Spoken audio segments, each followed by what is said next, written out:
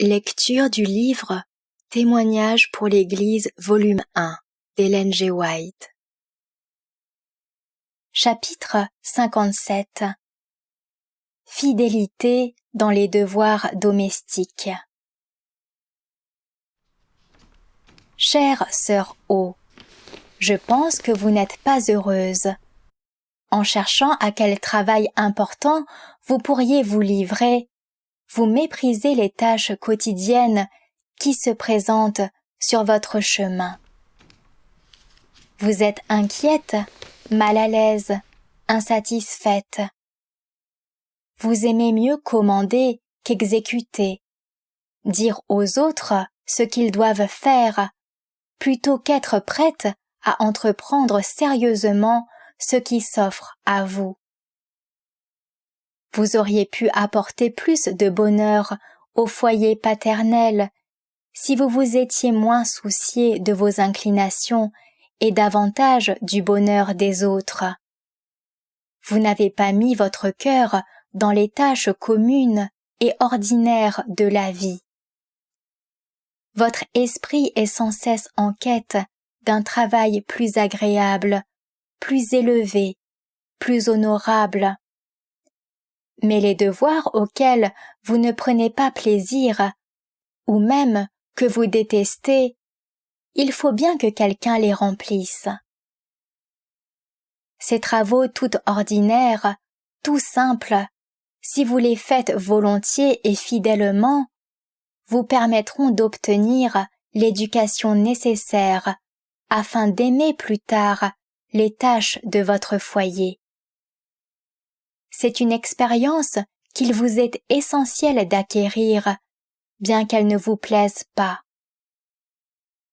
Vous gémissez sur votre sort, rendant malheureux votre entourage et vous causant à vous-même un grand préjudice. Il se peut que vous n'ayez jamais à vous produire en public, mais ce que vous faites, et qui est un travail nécessaire, a une valeur morale, que ce soit laver la vaisselle, mettre le couvert, soigner les malades, faire la cuisine ou la lessive. Aussi longtemps que vous n'êtes pas capable d'accomplir ces besognes joyeusement, vous n'êtes pas apte à des tâches plus grandes et plus élevées. Les humbles travaux domestiques incombent fatalement à quelqu'un. Il faut que celui qui s'y livre ait conscience de faire une œuvre nécessaire et honorable, d'être chargé lui aussi d'une mission de Dieu, aussi certainement que l'ange Gabriel lorsqu'il était envoyé vers les prophètes. La femme peut et doit quotidiennement faire preuve à son foyer de la même fidélité, de la même obéissance et du même amour que les anges dans leur sphère. Se conformer à la volonté de Dieu rend honorable toute tâche nécessaire. Ce dont vous avez besoin, c'est de montrer à votre entourage de l'amour et de la sympathie. Il faut que votre caractère soit formé.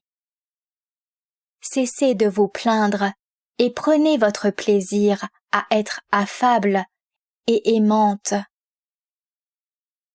Renoncez à vous-même. Nous n'avons pas été créés à l'égal des anges, mais inférieurs à eux. Toutefois, notre tâche est importante. Nous ne sommes pas dans le ciel, mais sur la terre. Quand nous serons là-haut, nous aurons les aptitudes nécessaires pour y accomplir de grandes tâches. Mais c'est ici-bas que nous devons être mis à l'épreuve, car il faut que nous soyons armés pour la lutte et le devoir.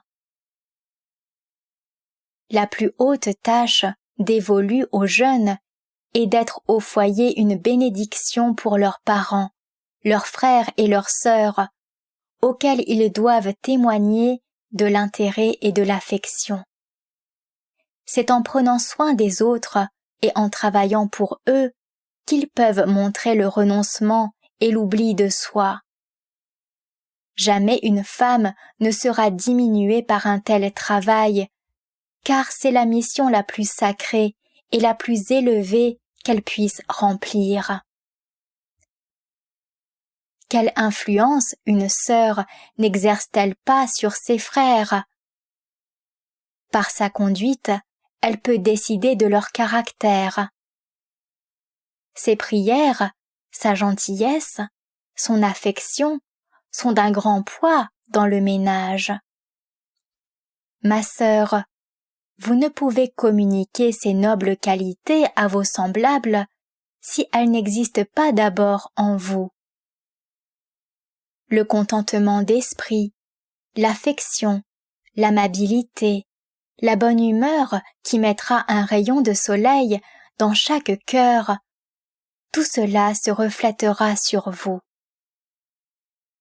Si le Christ ne règne pas dans notre cœur, il n'y aura en nous que mécontentement et laideur morale.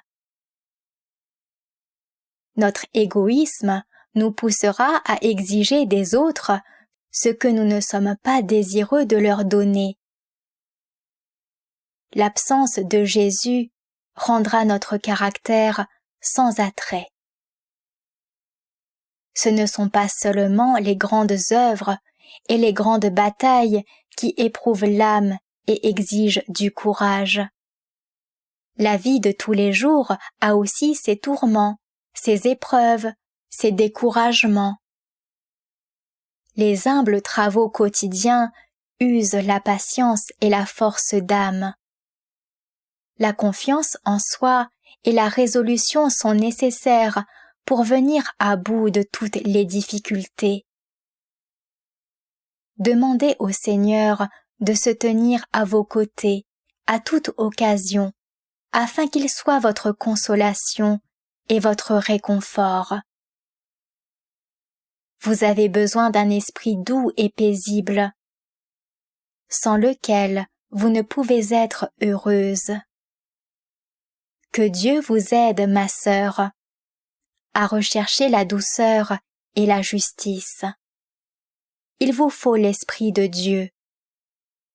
Si vous êtes prête à occuper quelque position que ce soit, Dieu vous aidera, vous bénira et vous fortifiera.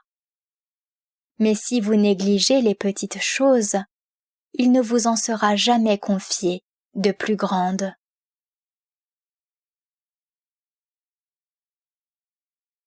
Retrouvez plus de lectures des ouvrages de l'Esprit de prophétie sur lerest.org.